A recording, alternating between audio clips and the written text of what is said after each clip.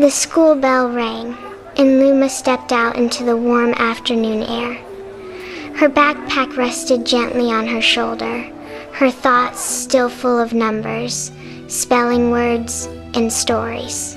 The walk home was quiet. The sky glowed softly above the city, and as always, Milo was waiting.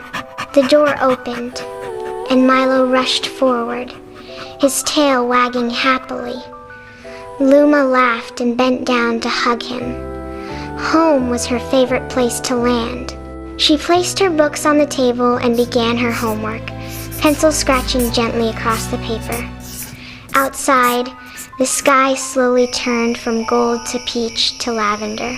Soon, the smell of dinner filled the air. The family gathered at the table. Plates clinked softly. Stories were shared. Little laughs and small smiles filled the room. The kind of moments that feel ordinary but are quietly magical. Milo waited patiently nearby. Night wrapped itself around the apartment. Luma brushed her teeth carefully, then climbed into bed, pulling the soft blanket up to her shoulders. Milo curled up on the floor beside her. The room glowed with gentle lamplight, and stars shimmered from her nightlight. Slowly, her breathing softened. Her eyes closed, and sleep carried her somewhere new. When Luma opened her eyes, she was standing in a forest. Not just any forest, but a magical one. Tall trees shimmered with silver leaves. Flowers glowed in blues and violets. Tiny golden lights floated in the air like drifting wishes. She took a step forward, then another. The forest felt alive but peaceful. Soon, she heard water. A glowing river flowed ahead, sparkling like liquid crystal. The surface rippled, and from the water, a mermaid emerged. Her hair shimmered like moonlight. "Hello, Luma," the mermaid said gently. Luma blinked, surprised but not afraid. "Hi," she replied softly. The mermaid smiled. "You are exactly where you're meant to be."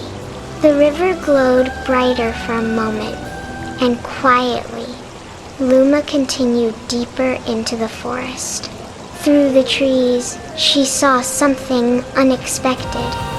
An ancient building stood in a clearing, its curved rooftop stretching gracefully into the sky.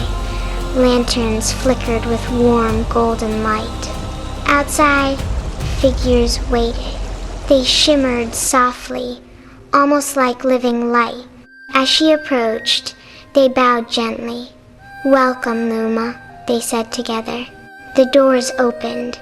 Inside, a circular hall glowed with quiet radiance. In the center stood a fountain, not water, but light. It rose in spirals of gold and violet, casting warmth across the room.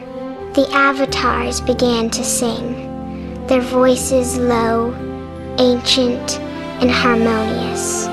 They circled around her, not in control, but in celebration. One stepped forward, holding a crown.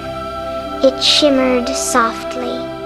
They placed it gently upon her head, and the fountain responded. It glowed brighter. The music lifted. "You are brave," they sang. "You are kind. You are light." Suddenly, Milo appeared beside her, spinning happily. Luma laughed and twirled. The crown shimmered with every movement. In that moment, she didn't feel small. She didn't feel unsure.